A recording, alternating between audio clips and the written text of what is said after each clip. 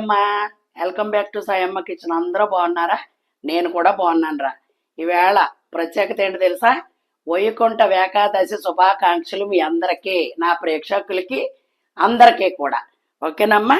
ఈవేళ నేను సింపుల్గా మీకు చేసేది ఏంటంటే ఆ మహానుభావుడి ప్రసాదం చక్కెర పొంగలి.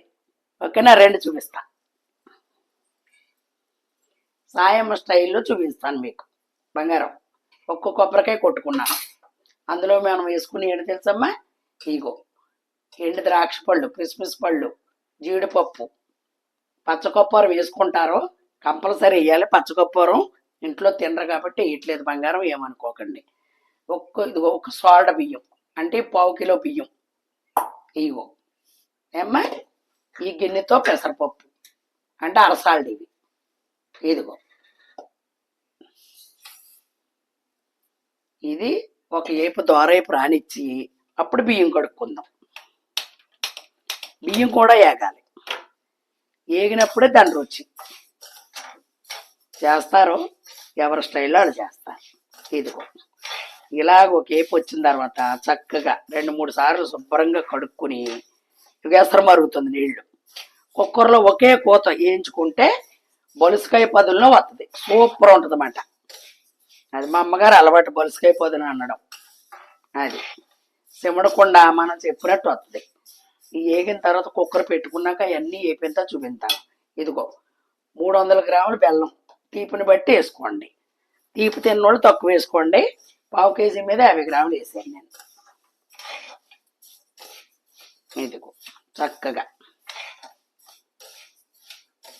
చాలా బాగుంటుంది, ఇలా చేసుకోండి. ఈవేళ ఎక్కడికక్కడే భోజనాలు పెడతారు.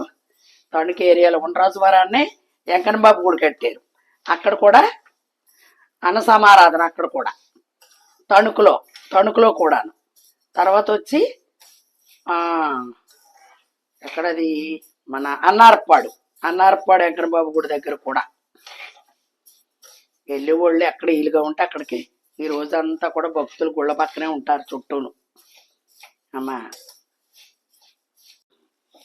ఇదిగో ఓకేనమ్మా. ఇప్పుడు మనం ఇవి కడుక్కొని వస్తానండి. 3 సార్లు శుభ్రంగా కడుక్కున్నానమ్మా. ఇదిగో సౌరుస్కి కొద్దిగా సాల్ట్ వేయాలి, వేస్తేనే దీని రుచి. ఇప్పుడు మనం హాట్ వాటర్ పెట్టుకున్నాను కదా, 1కి 2 అమ్మా.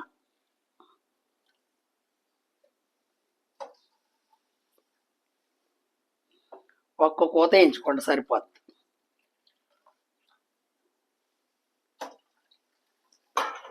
అంతే.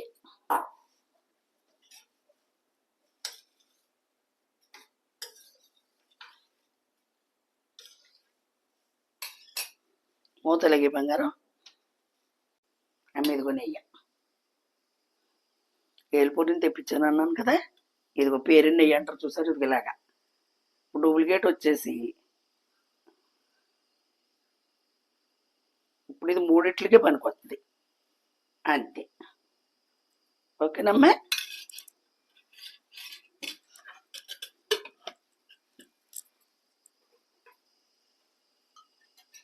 ముందు మనం జీడిపప్పులు వేసేసుకుందాం.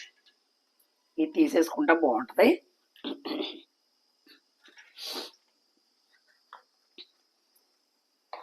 ఇందులో తీసుకుందాం. కొత్త గరిటె తీసింది వేళ అక్క, మనం కొనుక్కొచ్చింది గరిటెలు. తీస్తాను, ఎలకే పౌడర్ ఉడికిన తర్వాత తీసుకుందాం. ఒక్క కోత వేయించుకోండి అమ్మ, ఎక్కువ వేయించుకోకండి. సాయం ఎలా చేస్తుందో చూడండి చక్కగా. అంతే. 31st వచ్చేసాం దగ్గరికి.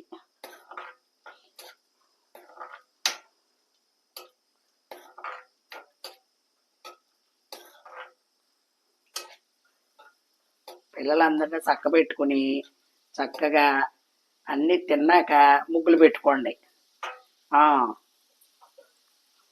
సందకాడి అంటే దోమలు విపరీతం, తల గుడ్లు కట్టుకోండి మంచు.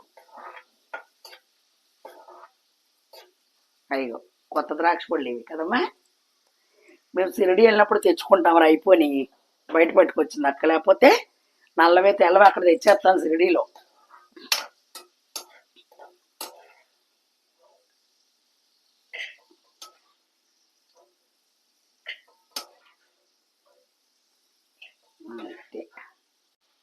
అదిగో అమ్మట వాసన వస్తుంది అయ్యా.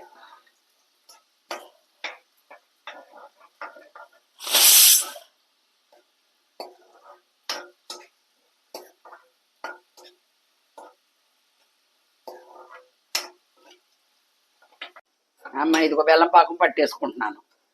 ఇది చక్కగా దగ్గరగా పాకం వచ్చాక వడకట్టుకుని అందులో పోసేసుకుంటాం. ఎగిపోయి కట్టేసాను. అదిగో యాలకుల పౌడర్ వేసేసాను.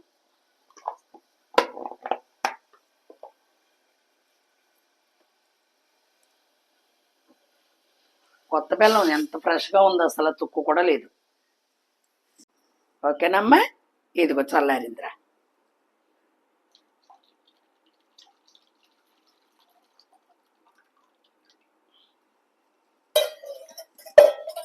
తీగపాకం అక్కల్లా, ఇది ఇలాగ 4 రోజులైనా ఉంటుంది.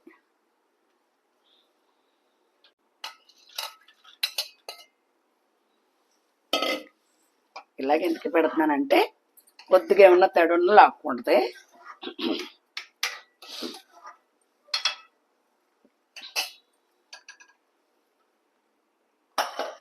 అమ్మిదిగో ఒక్క కూత ఏంచైనా చూడండి. అదిగో 1/2 కిలో బియ్యం. అదిగో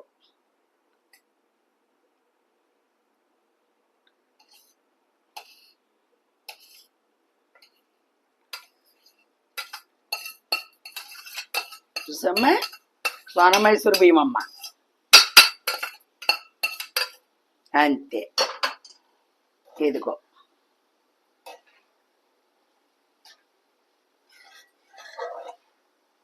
చక్కెర పొంగల్ ఎప్పుడు కూడా ఇలా ఉండాలి, ముద్ద కింద రాకూడదు. అది ఎవరెస్ట్ వాళ్ళదనుకో. అదిగో పాకం పట్టి పోసేస్తున్నారు కానీ పువ్వులాగా ఇలా ఉండాలన్నమాట.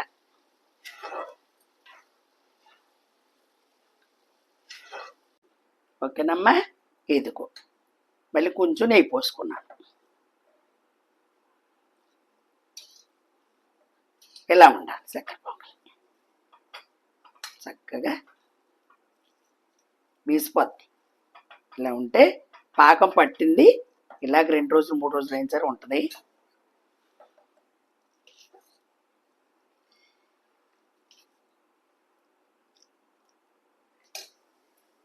అదిగోర బంగారం. మరి చక్కగా ఇలా నచ్చింది అనుకుంటున్నాను. మా వెంకట బాబుని చూడండి అమ్మా, షిరిడి నుంచి తెచ్చుకుంది అన్నీ కూడా. లక్ష్మీదేవి, రాముల వారు, సీతాదేవి, చక్కగా వెంకట బాబు అలాగా. అమ్మా చూడండి, అది చక్కగా ఉన్నంతలోనే, మనకు ఉన్నంతలోనే చేసుకోవాలి. మన హిందూ సాంప్రదాయం మర్చిపోకూడదు. మనం ఓపుకున్నంతలోనే తెచ్చుకుని అలా చేసుకోవాలి. అదిగో కృష్ణ పరమాత్మ కూడా చక్కగా. ఓకేనమ్మా, రండి. ఓకేనమ్మా, నచ్చిందా? మరి నచ్చిందనే అనుకుంటున్నాను.